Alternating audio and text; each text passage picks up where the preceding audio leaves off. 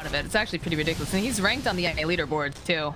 Really? Yeah, we joke about it because he's literally one of those people that just play Dota 2 for fun. Oh, and if he actually wanted to try, I think he would be pretty high up on that leaderboard. But he just does scoop and see if we can, you know, make it into a core. Let's take Shadow Demon and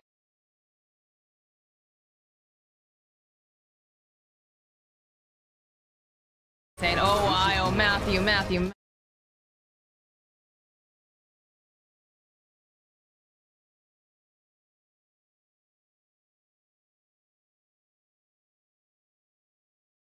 Wailed on by Stan King and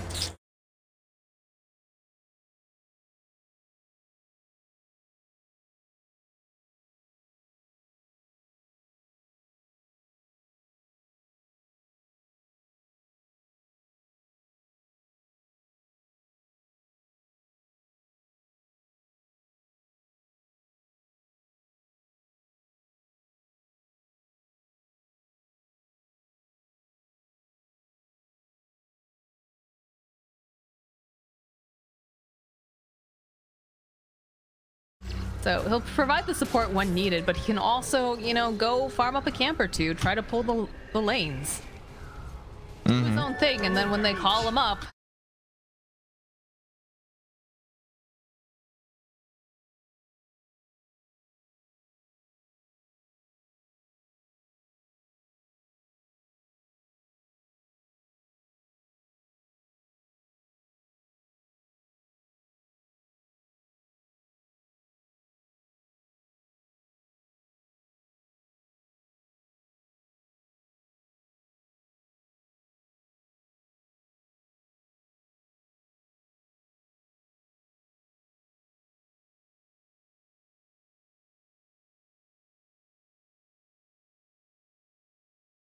got eyes for Flea here. I think he needs to be careful though. Another benefit of the Beastmaster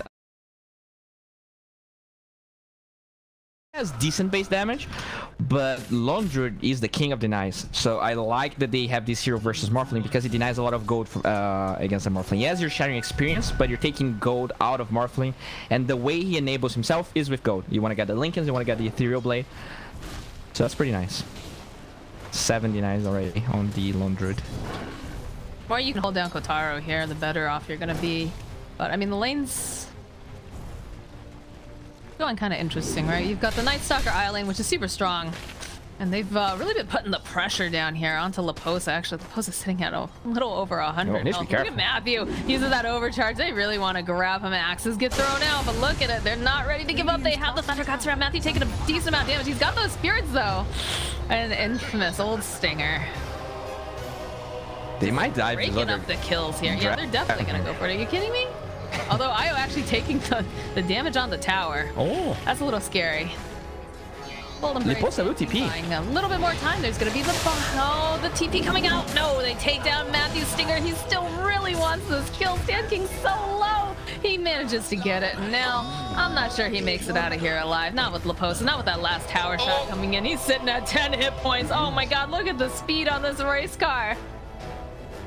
Run, Batman, run. Flea is gonna TP in. He's gotta hide himself somewhere and TP out, and it looks like he's gonna be able to do it. Ankles broken.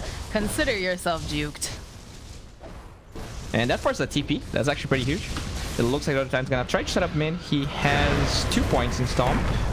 How do you take down 4DR? That was a cute play, guys, but he's a Dragon Knight. He's a Dragon Knight. He's got backup. Flea just punches poor Excel with a stapler.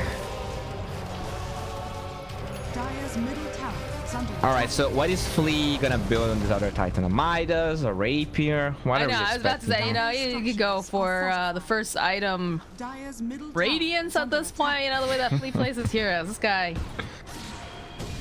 is a farming king. You have to be careful. There is a rotation coming in. Matthew's taking so much damage from these creeps, too. He's throwing out a couple of these slows. They're gonna go for that stomp himself should be able to get that kill on Matthew. He's down. Do have a rotation coming out from Excel, but they've got the roar. They've had enough of Old Stinger bullying them through this lane. And Stan King gonna actually get himself a second kill. Do they keep going after Excel? It feels like they're really wanting to chase after him right now, but yeah, and one of the important, the TP comes out. One of the problems of that chase, the Night Stalker. Oh, yeah, there's no way he makes it out. Nice rotation coming up from Qatari. Will get slept up though. For the rest of the dynamic duo, Lee and Stan King, walk away. For DR, battling for the Invis here. Gets it versus the Zeus. I mean, not that it matters, right? It's a Zeus, but you do manage to take away those bottle charges from him. And I like that he's going Hood first. That's the highest EHP he can get versus those heroes. A lot of magic damage on the Night Stalker, on the Io, on the Zeus. So that's a good choice. I'm not sure if he's gonna get a pipe, but probably just a standard Hood. The amount of magical damage coming out from that team, it just makes sense.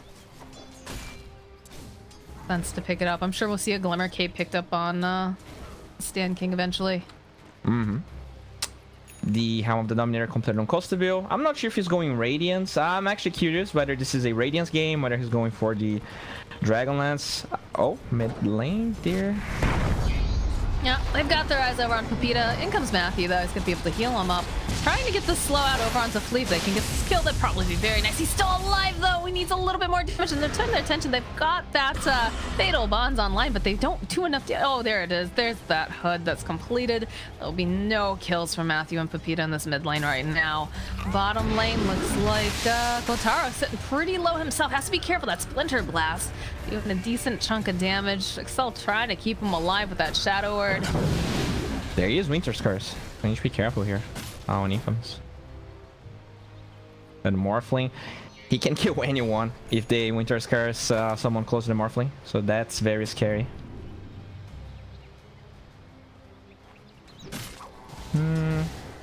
So yeah, they get the Helm of the Dominator on the Laundry. They're actually pressuring towers nicely. They're actually pressuring 2 towers at once. And Infamous, they don't have the resources to defend any of those towers fully. And that's one of the problems. Like, yeah, you have this Morphling, but you really need to enable him fast, or else you're gonna lose a lot of your abilities. A little aggressive over here, and again, they have to be careful. They have the Winter's Curse. Morphling can easily blow up that Io. Gotta be pretty spooky for Matthew, right? Top Darkness, but they can't do anything against this bear. They've queued up the Radiance too, so that answers our question of where he's going with this. Nice. So that's 1 tower down on the side of Infamous. 4DR has himself a double damage rune and has put so much damage on this mid tower. This is so problematic. Control so early, Bowie. Yeah, this is gonna be tough because Dragonlance going for a Blink Dagger now, so the Zeus is gonna have a tough time actually defending. He's not gonna be able to arc lighting, showing like he is right now, and even the Morphling, he still doesn't have Lincolns even if he gets one. Oh, Morphling. Speaking of Morphling. Stan King, does he still have that? He's got Curse. He could turn around if he wanted to. Oh, that upheaval for myself slows him down quite a bit, but looks like he doesn't want to go for it. I love Arctic Burn as a skill. It's just so nice to get away with those ganks. Just flying over the trees. Man, I remember when Winter Wyvern was like incredibly OP as a hero. When you get that curse and you could still drop all of your spells on top of it too. Oh god. Yeah. I miss those days. That was a strong hero. MMR days. I definitely played a lot of Winter Wyvern. And I mean, I know it was OP, but right now the ult seems so underwhelming. It's just like a setup in a way. You want to arrow after the curse, or you want to, get a stomp after the curse. God, Lee just solo kills the Zeus in the mid lane. The applause. He's applauding for himself. Let's not get too excited here, Bowie. But what's the problem? Comes up instead. You can be proud of your achievements. You can. No, I know. You made it sound like someone else was giving the applause, though, I guess. Okay. Okay, Morphling. Getting close to the Lincolns. I'm actually surprised. The timing is super fast considering the aggression that SG was putting out. So nicely done by Infamous enabling the Morphling. They do have Golem, so they can start fighting a little bit more. This is the second night time. I do hope they start going for more aggressive plays here. I just feel like they're not utilizing this IO. And not even that they're not utilizing it, that they can't, because Morphling, you know, he's sitting at the top of the net worth right now, but he's still not really ready to fight. Like you said earlier, he can fight, but he doesn't really want to. He wants to be farming up. You do have the Night Stalker that you can try to make some rotation, but if you look at the way that they're playing, most of them are really close. Sand King, though, just giving away his position in the bottom lane. A little bit spooky here. Yeah, Silence comes out. Looks like Pepita's just gonna get ripped down in the mid lane with 4 heroes over on the side of SG, but they're gonna maybe get themselves a Sand King. Oh, the curse! The curse! So much damage. 50 hit points, and now Stinger finds himself at 200. Tower's going down in the mid lane, though. Like they did use the roar to get the kill on Pepita. And like when you look at the Infamous draft, you're saying that they are not utilizing the IO, and I feel like it's about their cores. Like Night Stalker is a good pairing, but Zeus IO, like yeah, I've got more mana, but usually I envision IO as a hero that wants to get that core that just dives things. So like heroes like Monkey King or Doom, they don't really have that hero. So it's like you're following the Night Stalker, but he can only fight every 4 minutes. So there's kind of like a disconnect between the picks and the way they can play. I feel like it definitely hinders the amount of plays, the possibilities in the mid game for them. I'm surprised that they went for the Zeus for Pepita. I'm not sure if they're thinking maybe then you'd have that global presence once you get past a certain point. If you get the Ag Scepter picked up, Nimbus is very, very strong.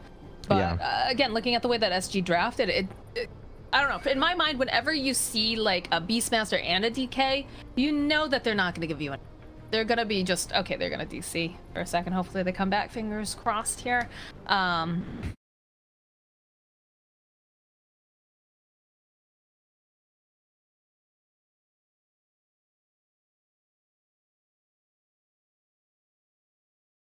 Feel like he provides that role that's needed when you get, like you said, the IO first pick. Kotaro wants to farm up. You needed something that I don't know. What would you have picked? Like you know, you talked about the Monkey King, but that would have. I feel like Monkey King would be amazing, actually.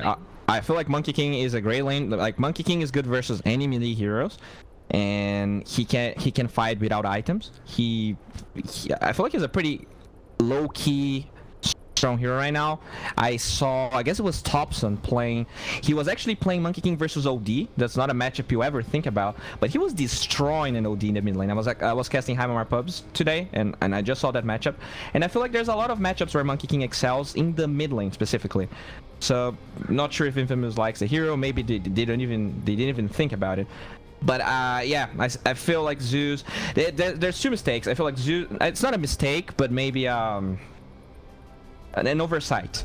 Zeus and Io, not the greatest combination. Zeus versus early push. Like, yeah, you have some anti-push with your Q, but it's not enough nowadays. You have a Hood already on the DK. He doesn't pressure the lane too much, so the DK just farms all those items. And you're gonna be playing from behind. Yes, they can still win. It's only a 3k goal lead, but you don't want to choose to play from behind, you know? So much magic, too. Yeah. Just easily offset that. You have to have a good balance, I feel, of both. But they've got Chaotic Offering. They spot out 4DR. They're thinking about it. Oh, the stun comes out, though. They're not going to allow Exile to get that off right away. Still manages to throw it down, but he's taking so much damage. Matthew actually going to get here, and they'll take him down. And Matthew just can't do anything. They just don't have that advantage that they need. They're too strong. So that's going to be Chaotic Offering on cooldown. They use the Thunder God's Wrath during that. That's not too high of a cooldown, but it just felt like it tickled them, right? Well, there is the combo that we didn't talk about. You can always tether the Golem, because now you can actually tether magic immune things. So you can just overcharge the Golem. It's pretty strong. I think he might be the 6th hero that Infamous needs. We might as well, what was it? I've seen strats too where you buff the bear. Oh yeah, the Alacrity Spirit Bear. And the Ogre Magi, and just have them rip that. Oh god. It's really funny. You also can the Earth Panda now too with the Brewmaster, and you can buff that, which is pretty fun to watch. Even catapults. You can just, you know, Alacrity, overcharge, and power. We saw that last game.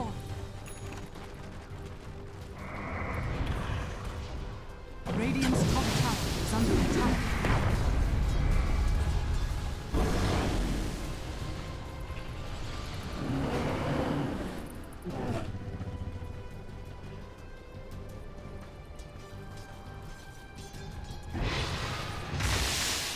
Radiant's top tower is under attack. Dire are scanning. Radiant's top tower has fallen.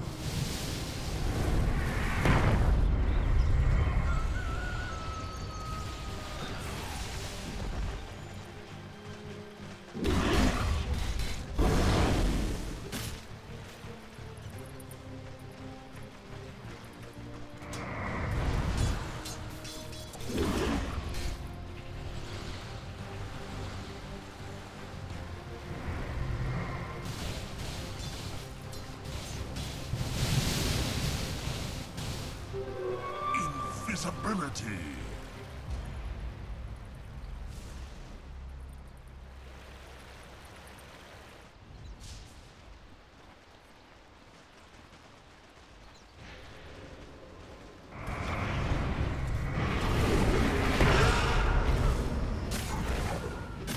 Unfavorable. Fear by its magic.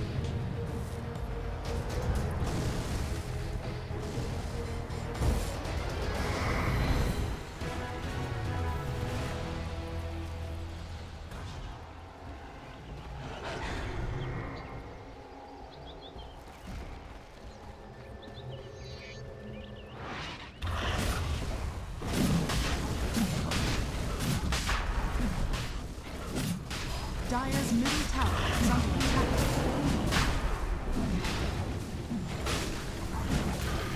Radiant's bottom tower is under attack.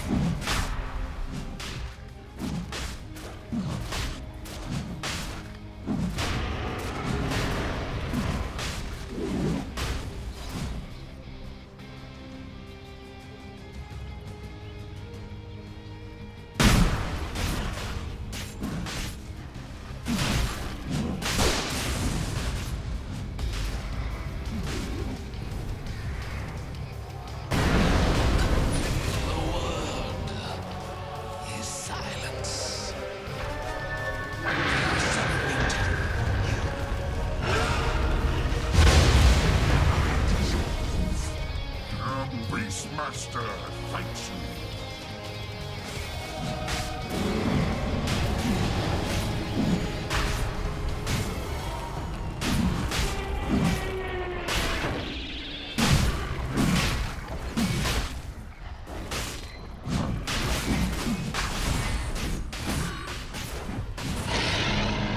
Roshan has fallen to the Radiant.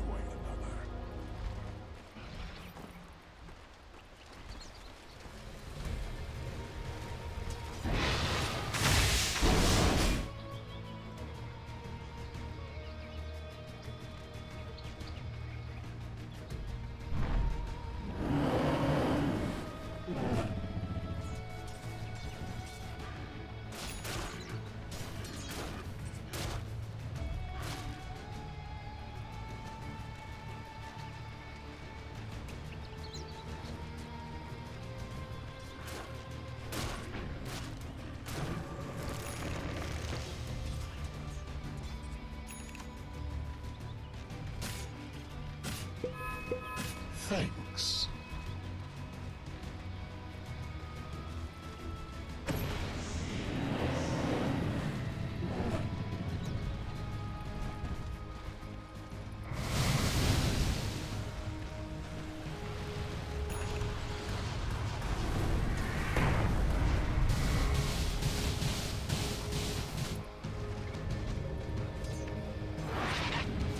Dire's bottom tower is under attack. Invisibility.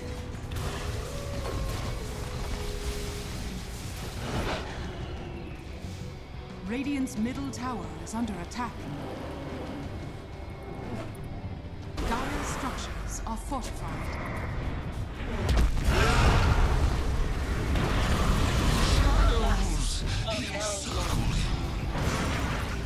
Radiant's middle tower is under attack.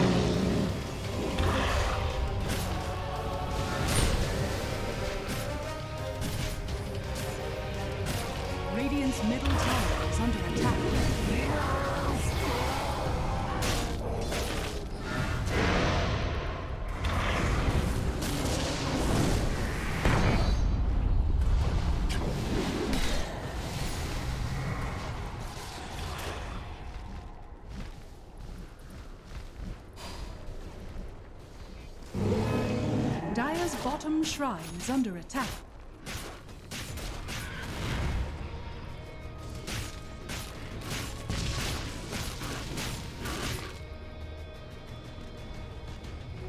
Don't mind if I do. Dire's bottom shrine has fallen.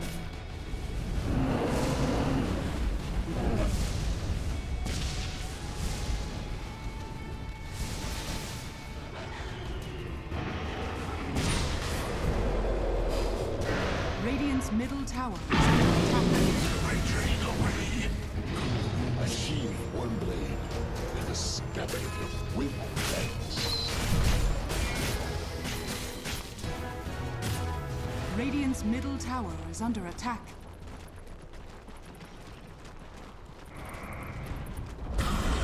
Radiant's middle tower has fallen. Radiant's top tower is under attack. Dire's bottom barracks are under attack. This sustains. Go remains. Dire's bottom barracks has fallen.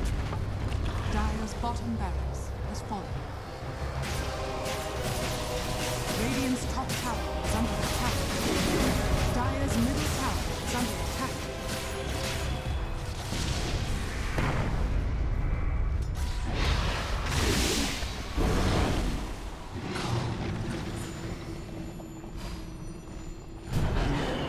Radiant's top tower is under attack.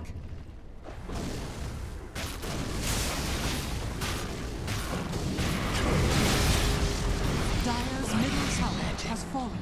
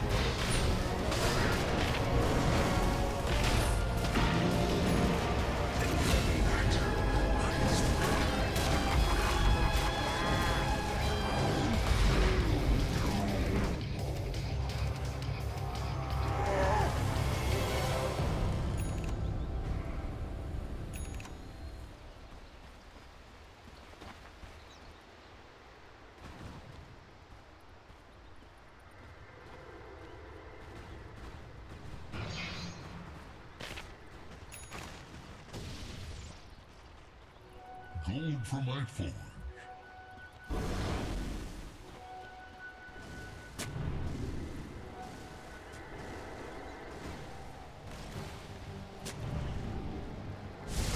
Dire's top shrine is under attack. So fast.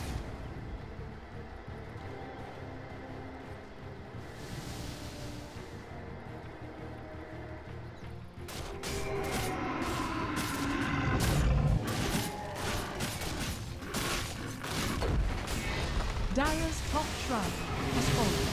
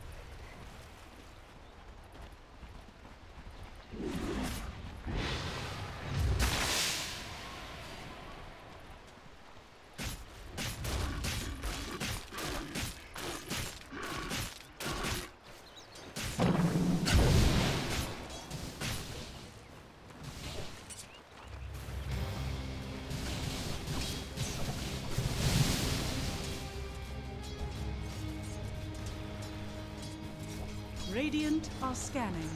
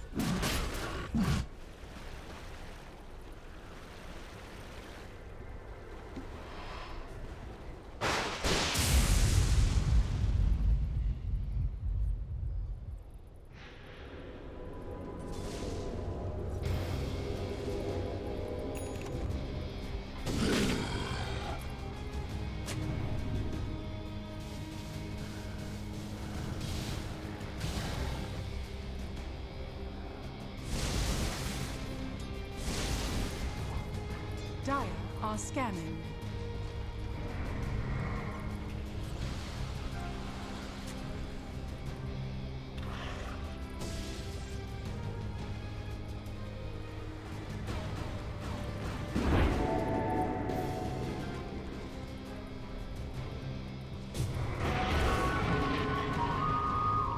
Radiant's middle tower is under attack.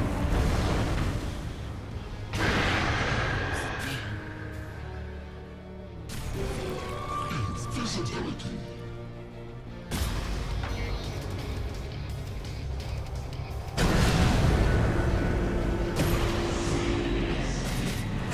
My words of power.